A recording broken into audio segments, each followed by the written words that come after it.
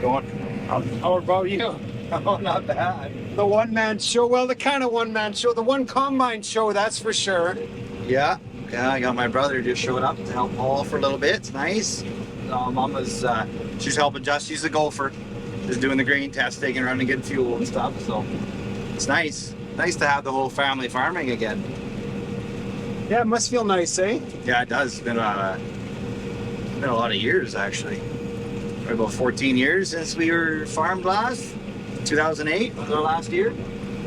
So for those who might have missed it in a previous video and looking on comparing the seeding methods, I met Blair there, and he's doing a hobby farm, about 640 acres. No, 330. 330. Yeah. I You doubled inflated. I inflated your numbers. You can tell people 640. I'm okay with that.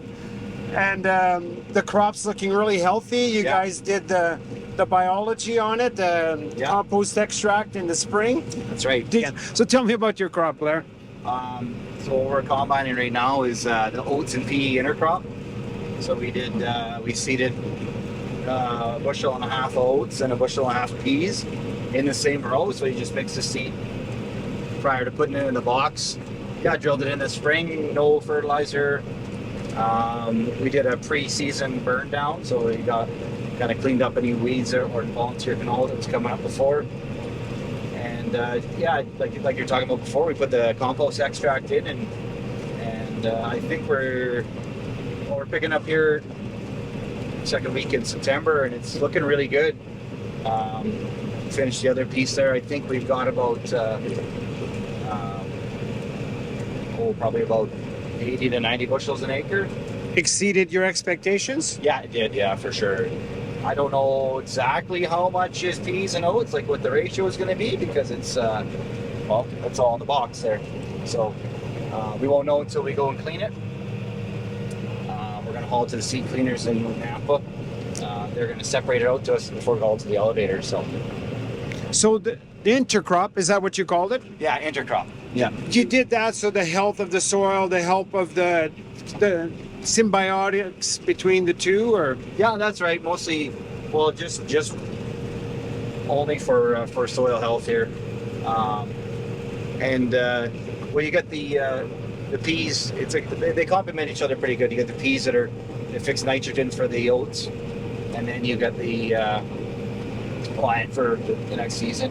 And then you get the oats that can help the peas stay off the ground. They trellis up, and yeah, they help each other out, barter for nutrients throughout the year.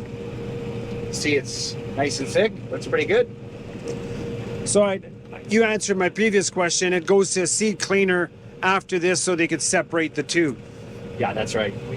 I bought a rotary drum that's Farm King 480 to see if I could separate it before going in the bin, and bought a couple different screens, but it didn't work out. It was actually a pretty dramatic failure. There's just nothing was cleaning out or anything. So you can see here, it's mostly oats. It's kind of neat to see within the fields, the low spots, high spots.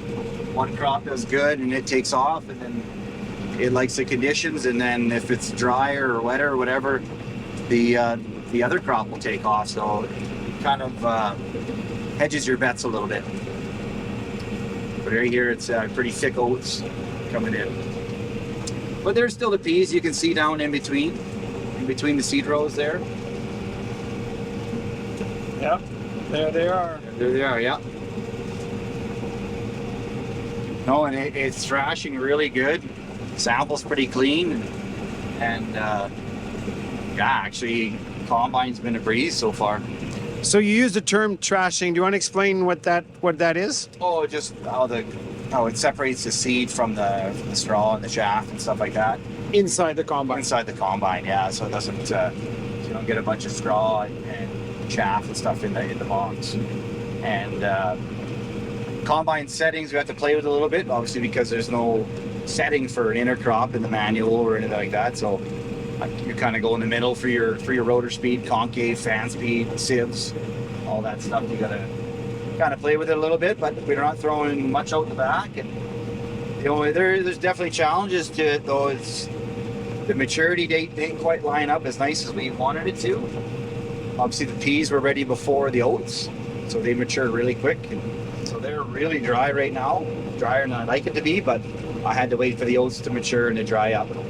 I don't need to ask the following question, but I want the viewers to know. Oh, yeah. You did not desiccate this crop. I did not desiccate, no. That would be against your religion. Well, It would defeat the purpose of having regenerative farming, right? yeah, I mean, it's a tool. Spraying's a tool. It's not. It's just like a hammer in your toolbox. If you need to use it, you use it. We didn't need to, so I didn't want to spend the money, price chemical, and it's. Yeah, there's nothing against spraying. I don't have anything against it. I will do it if we need to. And like I said, I do the pre-burn and pre and post season herbicide control, but the least amount as possible. Was swathing an option for this field? Oh, it would be for sure.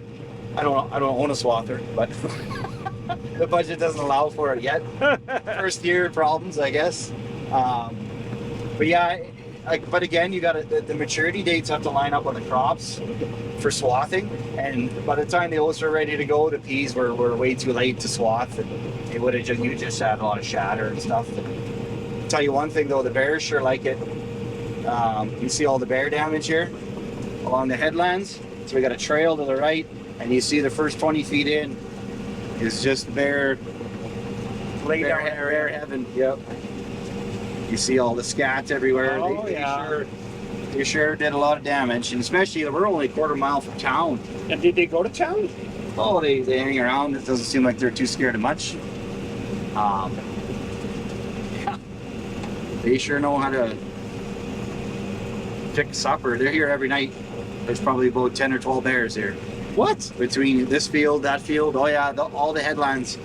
So now, this gone now. You took away their party. Yeah, I took away their free food. They're gonna have to go scavenge somewhere else. There's GPS and auto steer, but John Deere went ahead and made the ITC receiver or antenna obsolete. So no more. Wow. They want to make you buy new stuff, and I don't need it that much in the combine. It's nice, but you look like you're going pretty straight. I should have got that on camera. Well, I do on the drone shots. Well, I got auto steer on the seed drill, so on the tractor, so I could follow those lines and look like a pro. But after a while, it gets a little sneaky. Rookie farmer. So how many days do you think you dedicated to this hobby of yours this year? All together it's hard to say. Like trying to set it up from scratch is a lot of yard setup and stuff, but I don't know, 2-3 weeks worth of work, 4 weeks, including setup. So in a normal year, it'll be more of a hobby. It'll be more of a hobby. Yeah, I think the wife will like that a little bit better once you got a yard and a shop and everything set up. Right now, I got stuff that's at 3 different sites, uncle sites. A lot of people helping me out, which is awesome. I could do it without them for sure. So. Yeah, you did a call out to them at the beginning. Oh yeah. Your brothers, you said. Your wife. Uncle Bernard, Uncle Frank, Frank Allard there, and Bernard Fortin, and everybody help to get going in this industry. You definitely need help, and good people like that. Bergeron, Stu have helped me out. Boys, everybody. It's such a nice small community, and it's nice to be kind of back in the farming part of it. It's almost as if it was in 1953 again with the Compagnons. That's exactly how it feels. Well, to me anyway, it just feels to kind of back. It's not just one family; it's all families that work together. So it's nice. Not